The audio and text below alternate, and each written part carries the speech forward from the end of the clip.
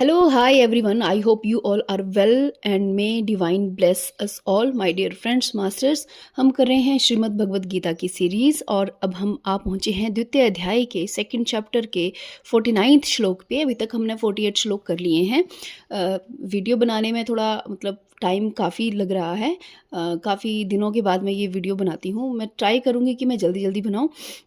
तो आइए हम चलते हैं 49th श्लोक पे, जिसमें है भगवान जी कह रहे हैं, अर्जुन को कह रहे हैं, एक्चुअली भगवान जी कह रहे हैं कि इस समत्व रूप बुद्धि योग से सकाम कर्म अत्यंत ही निम्न श्रेणी का है। इसलिए हे धनंजय, तू समबुद्धि में ही रक्षा का उपाय ढूंढ, अर्थात बुद्धि योग का ही आश्रय ग्रहण कर, क्योंकि फल के हेतु बनने वाले अत्यंत दीन हैं।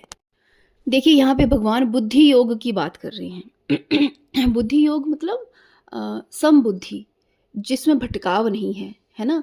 आपकी ऐसी इंटेलिजेंस जो कि कम्प्लीटली फोकस्ड है, जो कि डिस्ट्रैक्टेड नहीं है हर जगह से। तो भगवान कहते हैं कि अर्जुन, जो ऐसे लोग हैं जो सेल्फिश मोटिव के लिए काम करते हैं, यानी कोई भी एक्शन करते हैं उसमें उनका सेल्फिश रहता है, कुछ सेल्फ रहता है कि मुझे ये काम इसलिए करना है कि मुझे ये वाली चीज़ चाहिए। मतलब सेल्फिश होते हैं काम करने में भी। जैसे सपोज करो कि आपने किसी को दान दिया है ना, तो दान देते समय आपके मन में क्या भाव चल रहा है कि ये मैं दान कर रहा हूँ और इससे मुझे ख्याति प्राप्त होगी, या फिर ये मैं दान कर रही हूँ इससे मेरे ग्रह दोष शांत होंगे, या फिर ये मैं दान कर रही हूँ इससे मुझे पुण्य प्राप्त होगा। तो इसमें क्या है, सेल्फिश है ना आपकी।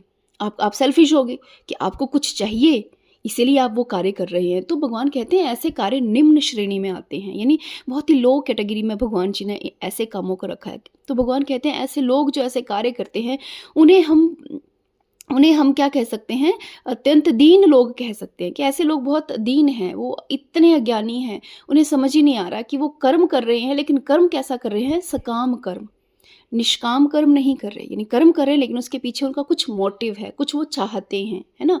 तो यहाँ पे निष्काम कर्म अर्थात आपने दान किया लेकिन उसमें कोई भाव नहीं था कि मुझे कुछ प्राप्त हो, मुझे पुण्य प्राप्त हो, बस आपने कर दिया। कभी कभी ऐसा होता है मास्टर, जैसे आप किसी मंदिर में या किसी आपके जो भी धर्म स्थल है वहाँ पे जाएं, उनके बाहर कई बार ना भिखारी लोग बैठे होते हैं कुछ। तो सम टाइम या कोई सडनली आपके सामने, आपने सोचा ना हो कि आपने दान करना, लेकिन सडनली आपके सामने कोई व्यक्ति आ जाए और आप उसको ऐसे ही 5-10 रुपये या कुछ खाने को देते हो। आपने महसूस किया होगा उस समय आपके मन में कोई भाव नहीं होता, लेकिन एक अत्यंत ना हर्ष वाली स्थिति, बड़ा एक अंदर से जॉय फील हो रहा होता है। बट वो जॉय क्यों आ रहा है, क्योंकि उस समय जो आपने दान किया है वो आपने सोच के नहीं किया कि ये मैं 10 रुपये दे रहा हूँ, 20 रुपये दे रहा हूँ, मुझे पुण्य होगा। बस आपके सामने कोई व्यक्ति आया, उसने कुछ मांगा, आपने तुरंत दे दिया। और आप नोटिस करोगे उस समय आपके मन में कोई विचार, कोई भाव नहीं आया था, कोई फल की इच्छा नहीं थी। और वो जो दान होता है ना, उसमें फिर आपको जॉय का अनुभव होता है, बहुत ही एक एक हर्ष का अनुभव होता है, राइट। तो यही भगवान जी यहाँ पे एक्सप्लेन कर रहे हैं 49 श्लोक में। हमारा नेक्स्ट श्लोक है जिसमें कहते हैं, समबुद्धि युक्त पुरुष पुण्य और पाप दोनों को इसी लोक में त्याग देता है, अर्थात उनसे मुक्त हो जाता है। इससे तू समत्व रूप योग में लग जा। ये समत्व रूप योग ही कर्मों में कुशलता है, अर्थात कर्म बंधन से छूटने का उपाय है। जो बात अभी मैंने देखो कही ना एग्जाम्पल के साथ, वही भगवान जी यहाँ पे कह रहे हैं कि जो समबुद्धि युक्त पुरुष है ना। समबुद्धि मीन्स जो इवन माइंडेड है। इवन माइंडेड मीन्स जो स्कैटर्ड माइंड नहीं है जिसका, है ना। तो भगवान कहते हैं कि जिसका जो माइंड है वो हमेशा फोकस्ड रहता है, राइट। तो वो अपने पाप और अपने पुण्य पृथ्वी पे ही छोड़ जाता है, यानी उसको पुण्यों को भोगने की भी इच्छा नहीं होती। देखो, अगर आप पाप करते हैं तो वो भी एक कर्म बंधन है, उसको पूरा करने के लिए आपको पृथ्वी पे आना पड़ेगा, है ना, उसको भोगने के लिए आना पड़ेगा। लेकिन अगर आपके मन में भाव है पुण्य का कि मुझे पुण्य प्राप्त हुआ है, तो ये यकीनन पुण्य भोगने के लिए भी आपको पृथ्वी पे आना पड़ेगा भाई। आप सोचिए ना कि आपको दोनों ही चीज़ें बांध रही हैं। पाप तो बांध ही रहा है लेकिन पुण्य भी तो बांध ही रहा है। पुण्य भी तो आपको पृथ्वी पे खींच के लाएगा उस सुख को भोगने के लिए। तो जिसकी बुद्धि सम होती है ना, जो इवन माइंडेड, जिसका पूरा फोकस उस ईश्वर पे लगा हुआ है, तो उसको अपने पाप और पुण्य से कोई लेना देना नहीं है। वो पाप भी पृथ्वी पे छोड़ के जाएगा और उससे संबंधित जो पुण्य है उनको भोगने की भी इच्छा नहीं होगी, राइट। कि कई लोग आपने देखा होगा कि मैं ये इस जन्म में इतने पुण्य करूंगी ताकि मुझे अगले जन्म में इसका फल मिले, यानी उनके मन में क्या है, पुण्य को भोगने की इच्छा है। तो डेफिनेटली उनको जन्म तो लेना पड़ेगा। लेकिन जो समबुद्धि वाला व्यक्ति है वो जन्म और मृत्यु के परे जाने का विचार करता है। तो इसके लिए उसको पुण्य के साथ साथ अपने पाप भी पृथ्वी पे क्या करने हैं, छोड़ के जाने हैं। कि भगवान कहते हैं यही जो कर्म है वो कुशल कर्म माना गया है, सर्वश्रेष्ठ कर्म माना गया है, जहाँ पे आप पाप और पुण्य के भी परे जाने का विचार करते हैं, या पाप और पुण्य से परे जाकर जब काम करते हैं तो वो सर्वश्रेष्ठ कर्म का कहा गया है। वही निष्काम कर्म है जो हमें बंधनों से मुक्त करता है। याद रखिए, पाप एक बंधन है, पुण्य भी एक बंधन है, और बंधनों से जो मुक्त करता है वो है निष्काम कर्म। क्योंकि जब मन में भाव नहीं आएगा कि मैं पुण्य कर रहा हूँ, मन में भाव नहीं आएगा कि मैं पाप कर रहा हूँ, तो वो फिर आपका कर्म आपको बंधन से मुक्त कर देता है। राइट। तो इसमें भगवान जी यही इनसे कह रहे हैं। जो नेक्स्ट श्लोक है 51, क्योंकि समबुद्धि से युक्त ज्ञानी जन कर्मों से उत्पन्न होने वाले फल का त्याग कर जन्म रूप बंधन से मुक्त हो निर्विकार परम पद को प्राप्त हो जाते हैं। देखिए भगवान जी कह रहे हैं क्यों, कि जो व्यक्ति ऐसा कर पाता है अपने पाप से और पुण्य से, यानी उसके मन में पुण्य को भोगने की भी इच्छा नहीं है, तो ऐसा व्यक्ति जन्म और मृत्यु रूपी बंधन से हमेशा के लिए मुक्त हो जाता है, और वो निर्विकार परम पद को, वो जो निर्विकार परम पद है जिसको हम समाधि की अवस्था कहते हैं, भगवान कहते हैं वो उसको प्राप्त करता है। देखिए भगवान जी ने कितना सुंदर, मतलब श्रीमद् भगवत गीता में भगवान ने कैसे सब कुछ एक्सप्लेन किया है। और बहुत ही दुख की बात है कि स्वयं को सनातनी कहने वाले लोगों को गीता का ज्ञान ही नहीं है, है ना। भगवान जी ने कितने स्पष्ट शब्दों में कहा है कि यदि कोई ज्ञानी जन, देखो ऐसा जो कार्य है ना, जो पाप और पुण्य से परे जाने का जो कार्य, वो ज्ञानी जन ही कर सकता है, एक नॉर्मल इंसान नहीं कर सकता। पहले तो पता तो होना चाहिए ना कि बंधन क्या है, पाप भी बंधन है, पुण्य भी बंधन है। फिर अगर ज्ञान आएगा, मन में ये भावना आएगी कि यार मुझे जन्म और मृत्यु से परे जाना है, तो ज्ञान की उत्पत्ति होगी, वही ज्ञानी ऐसा काम कर सकता है। अब अगर किसी ने सोच लिया कि मुझे बंधनों से परे जाना है, तो डेफिनेटली वो पुण्य को काउंट नहीं करेगा, फिर वो सिर्फ काम करेगा। राइट। उसके बाद अगला श्लोक है 52 श्लोक, जिस काल में तेरी बुद्धि मोह रूप दलदल को भलीभांति पार कर जाएगी, उस समय तो सुने हुए और सुनने में आने वाले इस लोक और परलोक संबंधी सभी भोगों से वैराग्य को प्राप्त हो जाएगा। भगवान कह रहे हैं कि ज्ञानी होने के बाद जब तुम मोह रूपी दलदल, देखो दलदल भगवान ने कहा है, कीचड़ कहा है, मोह को भगवान ने क्या कहा है, कीचड़, मोह रूपी कीचड़ को यदि तुम पार कर जाओगे। दलदल या कीचड़ एक ऐसी मतलब आप कह सकते हैं कि ऐसी जगह है जहाँ पे अगर आप फंसे हैं और अगर आप वहाँ से निकलने का बहुत प्रयास करते हैं तो आप और धंसते चले जाते हैं। राइट। जहाँ से आप निकलने का प्रयास करते हैं तो आप उसमें और धंसते चले जाते हैं। कितना सुंदर डिपिक्शन है मोह का। तो भगवान कहते हैं जब मोह रूपी दलदल को, हम भी क्या करते हैं ना कि हमने कुछ पाप किए हैं, तो हम क्या करते हैं, अपने पापों को धोने के लिए हम पुण्य करते हैं कि हमें पुण्य मिलेगा तो संसार से मुक्ति मिलेगी। अब ये हमें समझ नहीं आ रहा है कि पुण्य भी हमें उस दलदल में और ही धंसा रहा है। पाप तो हमें धंसा ही रहा है उस दलदल में, उसमें खींच ही रहा है कीचड़ में, लेकिन पुण्य भी तो खींच रहा है। तो हम जितना निकलने का प्रयास करते हैं, जितना हम पुण्य करते हैं इस पर्पज से कि हमें क्या होगा, मुक्ति प्राप्त होगी, एक्चुअली में हम उतने ही गहरे उस दलदल में चलते चले जा रहे हैं। तो भगवान कहते हैं कि जिस समय तुम्हारी बुद्धि में ये जो मोह रूपी दलदल है, जब तुम इसको पार कर जाओगे। अच्छा, पाप और पुण्य हम करते क्यों हैं पता है? मोह से युक्त होके। यदि आपके मन में मोह नहीं होगा ना किसी चीज़ का, बच्चों के प्रति मोह, घर के प्रति मोह, सोसाइटी के प्रति मोह, अपनी मान सम्मान का मोह, यदि ये मोह नहीं होगा ना, तो मतलब आप कोई भी कार्य नहीं करोगे। फिर पुण्य और पाप का कोई मतलब नहीं रह जाता। व्यक्ति प्रत्येक पुण्य भी इसलिए करता है कि उसको कोई मोह है कि ये मैं अच्छा कार्य कर रहा हूँ, मेरे बच्चों को अच्छा फल मिलेगा। ये मैं पाप कर रहा हूँ क्योंकि इससे मेरे बच्चों को सुख सुविधा या मुझे सुख सुविधा प्राप्त होगी। मोह है, स्वयं से है या परिवार से है या कैसे, मोह में ही व्यक्ति जो है वो दुष्कर्म या पुण्य कर्म करता है। मोह के वशीभूत होके ही हम बहुत से यज्ञ, साधन इत्यादि, पूजा पाठ, तीर्थ यात्राएं करते हैं कि उसका हमें कुछ पुण्य फल प्राप्त हो। राइट, मोह है ना। तो भगवान कह रहे हैं कि जब तुम्हारी बुद्धि मोह रूपी दलदल को पार कर जाएगी, उस समय तो सुने हुए और सुनने में आने वाले इस लोक और परलोक संबंधी, मतलब तुमने जो भी सुन रखा है कि ये पुण्य करके ये फल प्राप्त होगा, ये पुण्य करके ये फल प्राप्त होगा, या फिर आपने ये सुना होगा कि मृत्यु के पश्चात ये पुण्य करोगे तो मृत्यु के पश्चात ये फल, स्वर्ग की प्राप्ति होगी या कोई भोग प्राप्त होगा, है ना। तो तुमने ये जो सुन रखी हैं, क्या ये जो मतलब पुण्य से प्राप्त होने वाले जो सुख और भोगों के बारे में तुमने सुन रखा है, तो तुम कहते कि इस दलदल, मोह रूपी दलदल को पार करने पर तुम इन सब भोगों से भी पार चले जाओगे और तुम्हें वैराग्य प्राप्त होगा। तो भगवान स्पष्ट शब्दों में कह रहे हैं कि भाई मोह रूपी जो दलदल है उसको पार करने के बाद ही तुम वैराग्य को प्राप्त कर सकते हो। जब तक आप मोह में फंसे और आप स्वयं को वैरागी कह रहे हैं तो ये संभव ही नहीं है। मोह रूपी दलदल को पार करने के बाद, पुण्य और पाप दोनों को छोड़ने के बाद की जो स्थिति है वो है वैराग्य, राइट। उसके बाद नेक्स्ट श्लोक है 53। भांति भांति के वचनों को सुनने से विचलित हुई तेरी बुद्धि जब परमात्मा में अचल और स्थिर ठहर जाएगी, तब तो योग को प्राप्त हो जाएगा, अर्थात तेरा परमात्मा से नित्य संयोग हो जाएगा। देखो भगवान जी कह रहे हैं कि तरह तरह के वचनों को सुनने से विचलित हुई तेरी बुद्धि। बुद्धि विचलित क्यों होती है? हमारी जो बुद्धि है उसमें बहुत से विचार क्यों चलते हैं? क्योंकि हमने बहुत से विचार सुन रखे हैं या हम क्रिएट करते हैं। हम पूरे दिन भर में जो भी देखते हैं, जो भी सुनते हैं, वो हमारे माइंड के भीतर क्या करते हैं? विचार उत्पन्न करते हैं। अब जितने ज़्यादा विचार उतनी ज़्यादा अनस्टेबिलिटी, उतनी ही विचलित हमारी बुद्धि। अब अच्छा, यहाँ पे विचारों की बात करूँ तो यहाँ पे मैं हर प्रकार के विचारों की बात कर रही हूँ। ये जो हम कथा कहानियाँ भी सुनते हैं ना टीवी पे, ये जो हम कथावाचकों की भी कहानियाँ सुनते हैं, या फिर हम सपोज करो कोई कहता है कि मैं बहुत बुक्स पढ़ती हूँ या पढ़ता हूँ, जैसे फॉर एग्जांपल मैं भी बहुत बुक्स पढ़ती हूँ, है ना। तो बुक्स पढ़ते हैं, या फिर कोई कहते हैं कि हम बहुत प्रवचन सुनते हैं, या कोई कहते हैं कि हम बहुत ध्यान और मेडिटेशन संबंधी वीडियोस देखते हैं। कुछ भी कर रहे हैं, फाइनली आप विचार ही क्रिएट कर रहे हैं। और विचार जब तक आपकी बुद्धि में है, आपकी बुद्धि विचलित ही रहेगी, अनस्टेबल रहेगी, कुछ ना कुछ सोचती रहेगी। पहले था कि काम के बारे में सोच रहे थे, मोह के बारे में सोच रहे थे, अब आपने अपने आप को पूजा पाठ भक्ति में लगा लिया, अब आपने कथा कहानियाँ सुनना शुरू कर दी, स्पिरिचुअल लीडर्स को फॉलो करना शुरू कर दिया। अब उनके विचार मन में घूम रहे हैं, लेकिन विचार तो घूम ही रहे हैं, चाहे कैसे भी हो, विचार तो विचार है।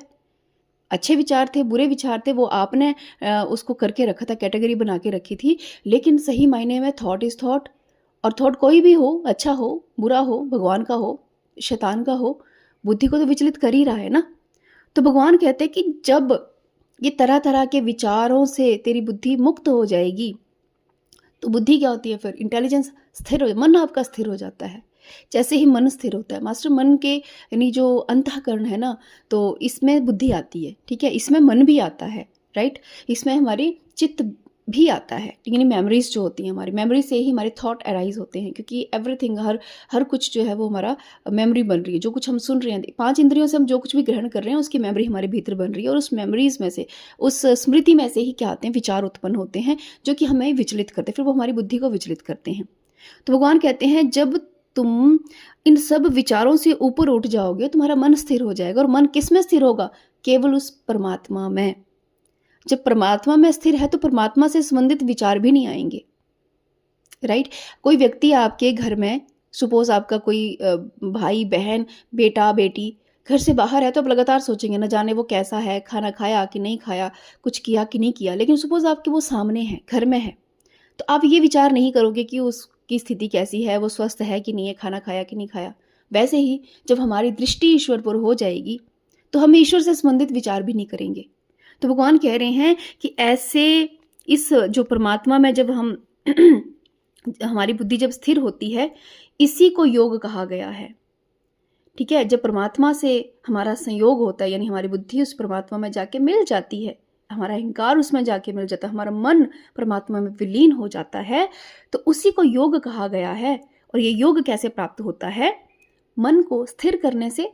और मन की स्थिरता के लिए जो तरह तरह के हम विचार उत्पन्न कर रहे हैं, उनकी स्थिरता आवश्यक है, राइट। उसके बाद है नेक्स्ट है आपका हमारा 54 श्लोक, जिसमें अर्जुन जी भगवान जी से कह रहे हैं। अब अर्जुन जी, देखो अभी तक तो भगवान एक्सप्लेन करते हैं, अब अर्जुन जी कह रहे हैं। अर्जुन बोले, हे केशव, समाधि में स्थित परमात्मा को प्राप्त हुए स्थिर बुद्धि पुरुष का क्या लक्षण है? वे स्थिर बुद्धि पुरुष कैसे बोलता है और कैसे बैठता है और कैसे चलता है? भगवान कह रहे हैं, अर्जुन जी कह रहे हैं कि भगवान, ये जो आप कह रहे हो ना कि समाधि की अवस्था प्राप्त हो जाएगी, योग की अवस्था प्राप्त हो जाएगी, स्थिर बुद्धि हो जाएगी, है ना।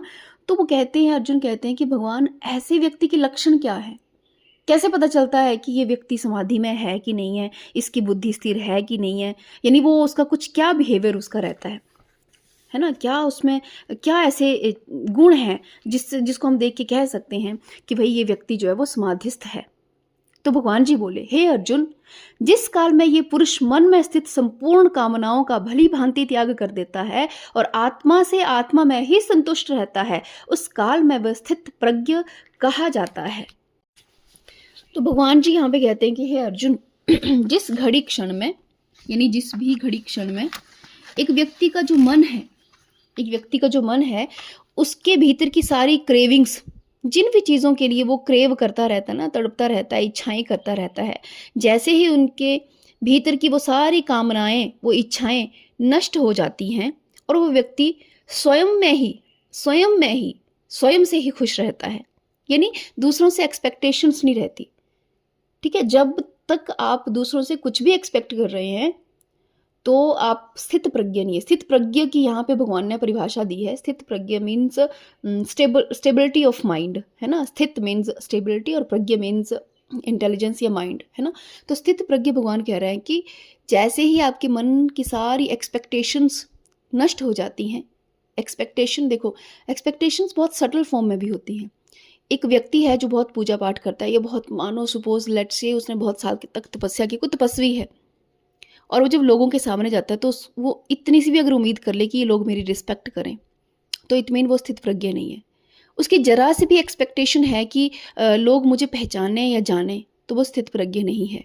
यदि उसकी ये एक्सपेक्टेशन है कि मुझे अच्छा कहीं मैं जाऊं तो मुझे अच्छा आसन और अच्छा खाना मिलना चाहिए, तो भी वो व्यक्ति स्थित प्रज्ञ नहीं है। यानी भगवान जी कह रहे हैं कि परिस्थिति कैसी भी हो, कैसी भी परिस्थिति हो, लोग आपका मान करें, सम्मान करें, लोग आपका अपमान करें, कुछ भी परिस्थिति आपके जीवन में आ जाए, कोई दुख आ जाए, कोई कष्ट आ जाए, फाइनेंशियल इंस्टेबिलिटी आ जाए, लेट्स से आपके रिलेशनशिप्स में प्रॉब्लम आ जाए, किंतु आप तब भी अपने आप में ही खुश हो, अपने आप से ही, अपने आप में ही मस्त हो। आपका माइंड जो है वो जरा भी अनस्टेबल नहीं हो रहा, उसमें कोई भी एक्सपेक्टेशन नहीं है कि ये बुरा टाइम निकल जाए, ये तक उम्मीद नहीं है कि मेरा रिलेशनशिप में जो अनस्टेबिलिटी है ये नष्ट हो जाए। क्यों? मन विचलित ही नहीं है, मतलब उसको सब कुछ स्वीकार्य है। भगवान की वो मतलब सरेंडर मोड में है ना। स्थित प्रज्ञ वही हो सकता है जो कंप्लीटली भगवान के प्रति या ईश्वर के प्रति सरेंडर है। उसको लगता है कि ईश्वर कभी गलत नहीं कर सकता, और अगर ये मेरे साथ कुछ बुरा हुआ है तो अवश्य ही मेरे ही कर्मों का फल है। वो ऐसा कह के स्वयं को क्या करता है, स्वयं में ही प्रसन्न रहता है। तो ऐसे ही मनुष्य को स्थित प्रज्ञ कहा गया है, जहाँ पे एक्सपेक्टेशंस नहीं है। अगले श्लोक में भगवान जी कहते हैं 56 श्लोक में, दुखों की प्राप्ति होने पर जिसके मन में उद्वेग नहीं होता, सुखों की प्राप्ति में जो सर्वथा निःस्पृह है, तथा जिसके राग भय और क्रोध नष्ट हो गए हैं, ऐसा मुनि स्थिर बुद्धि कहा जाता है। तो भगवान देखो कितने स्पष्ट शब्दों में कह रहे हैं कि दुख आने पे मन विचलित नहीं होता, और सुख आने पे मन बहुत ज्यादा उछलता नहीं है, और जिसके मन में राग, ना कोई भय है, ना किसी के आने का उम्मीद है, ना किसी की जाने का भय है, ना ही उसके भीतर कोई क्रोध है, क्योंकि क्रोध तभी होता है जब एक्सपेक्टेशंस होती है। अब एक्सपेक्टेशन तो रही नहीं, उम्मीद तो कोई रही नहीं, है ना। आप जब किसी से उम्मीद करते हैं कि मेरा बच्चा एक्सेल करे, जब नहीं कर पाता है स्टडीज़ में तो हमें क्रोध आता है। हम चाहते हैं कि मेरे बच्चा लाइफ में कुछ अच्छा करे, लेकिन नहीं कर पाता तो हमें क्रोध, मीन्स हमारे कुछ ना कुछ एक्सपेक्टेशंस हैं। तो एक्सपेक्टेशन ही नहीं है तो क्रोध नहीं आएगा। तो भगवान कह रहे हैं कि जिसको ना सुखों की प्राप्ति पे कोई ज़्यादा खुशी है, ना दुखों की प्राप्ति पे बहुत ज़्यादा दुख है ना, और जिसके भीतर ना ही क्रोध है, ना ही कोई एक्सपेक्टेशन है, ना ही कोई फियर है, वही स्थिर बुद्धि है। अगले श्लोक में भगवान जी कह रहे हैं 57 में, जो पुरुष सर्वत्र स्नेह रहित होता हुआ उस शुभ या अशुभ वस्तु को प्राप्त होकर न प्रसन्न होता है और न द्वेष करता है, उसकी बुद्धि स्थिर है। देखो भगवान जी कैसे कह रहे हैं कि यदि किसी की कोई इच्छा है किसी वस्तु को पाने की, सपोज करो कोई वस्तु आपको बहुत पसंद आई, बहुत प्रिय लगी, तो भगवान जी कह रहे हैं कोई वस्तु आपको पसंद आई है, लेकिन अगर आपको मिले तो भी आप क्या है, उसको पाके बहुत अधिक प्रसन्न नहीं हुए, और अगर आपको ना मिले तो आपने शोक नहीं किया, तो समझिए कि आप स्थिर बुद्धि हैं। यानी कि समाधि के लिए स्थिर बुद्धि होना आवश्यक है, स्थिर प्रज्ञ होना आवश्यक है, भगवान जी ये कह रहे हैं। तो यहाँ पे भगवान जी ये तो नहीं कह रहे कि समाधिस्थ व्यक्ति की के गुण कैसे हैं, भगवान जी ये एक्सप्लेन कर रहे हैं कि जो स्थिर बुद्धि होगा वो कैसा है। अगर स्थिर बुद्धि है तो वो समाधि को प्राप्त हुआ है, राइट। तो भगवान कह रहे हैं कि जो आपकी पसंदीदा वस्तु है, जैसे सपोज करो आपको कोई स्त्री पसंद आ गई या कोई पुरुष आपको अच्छा लगने लग गया, अगर आपको मिलता है जीवन में वो तो ठीक है, नहीं मिलता है तो भी ठीक है, आप विचलित नहीं हुए किसी भी स्थिति में, तो आप स्थिर बुद्धि हैं, तो आप उस समाधि के अधिकारी हैं, राइट। तो कहते कि ना ही द्वेष करता है। आप किसी के पास बहुत अधिक धन है, आपका कोई मित्र है जिसके पास अधिक धन हो गया, है ना?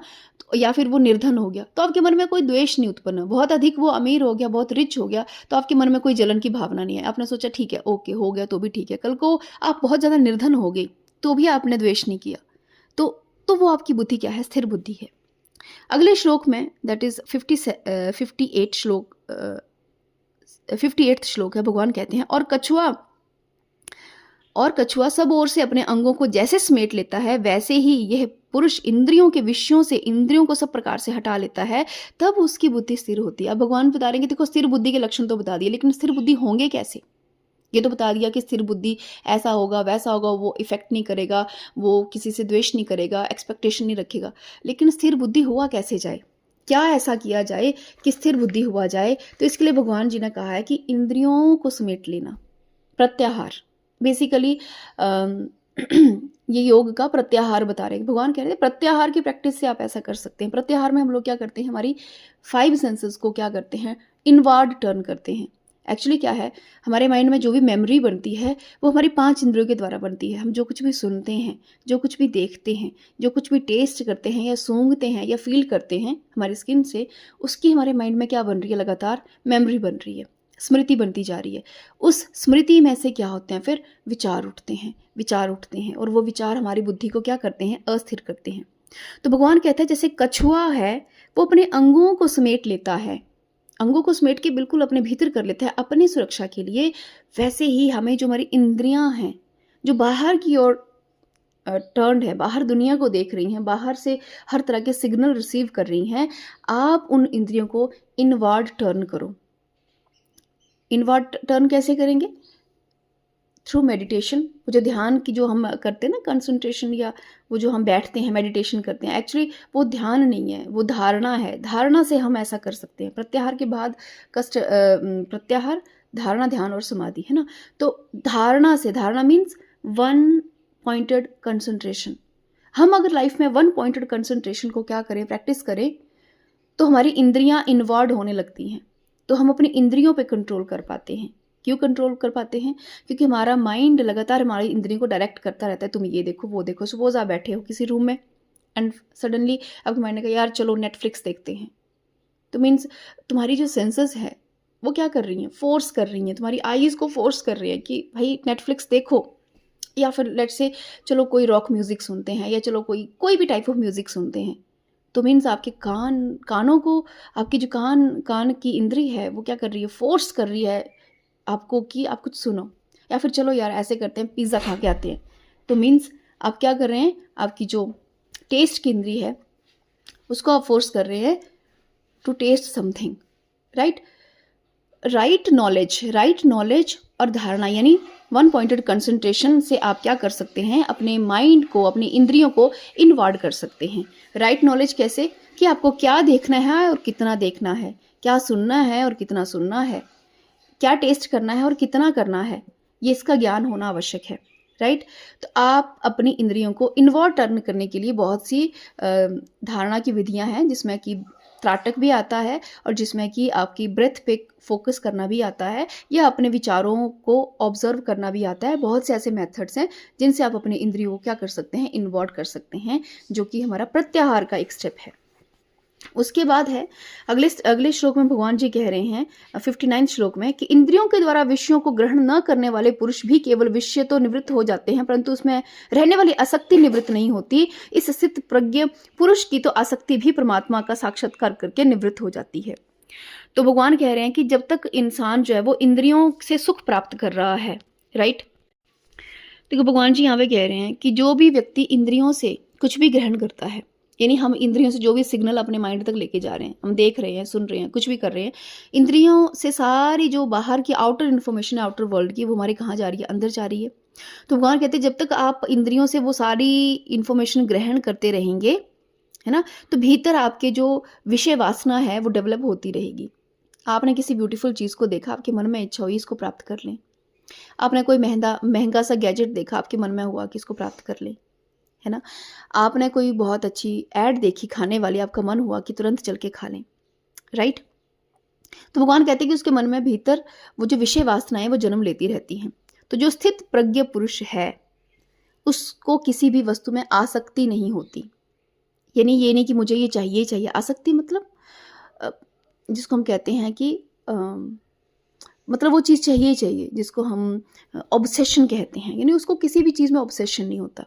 यानी उसको लाइफ में कुछ भी अच्छा लगता है तो वो ऑब्सेस्ड नहीं होता कि मुझे ये चीज़ चाहिए चाहिए। कुछ लोग आपने देखा होगा कि कोई नई ड्रेस लेनी है तो लेनी ही लेनी है, मुझे यही ड्रेस लेनी है और मुझे और कोई लेनी भी नहीं है। That is called obsession. तो भगवान कहते हैं कि उन मनुष्यों, जब तक इंद्रियां बाहर की सिग्नल को ग्रहण करती हैं, भीतर विषय वासना जो है उत्पन्न होती रहती है, ऑब्सेशन होता रहता है। लेकिन जो स्थिर प्रज्ञ पुरुष है, उसका ऑब्सेशन जो है वो सिर्फ परमात्मा के लिए होता है, ईश्वर के लिए होता है। और ईश्वर का दर्शन प्राप्त करके ही वो उसका ऑब्सेशन जो है वो वहीं पे क्या होता है, नष्ट हो जाता है, खत्म हो जाता है। राइट। नेक्स्ट हमारा 60 श्लोक, 60वां श्लोक है, जिसमें भगवान जी कहते हैं कि हे अर्जुन, आसक्ति का नाश न होने के कारण ये प्रथम स्वभाव वाली इंद्रियां यत्न करते हुए बुद्धिमान पुरुष के मन को भी बलात्कार लेती हैं।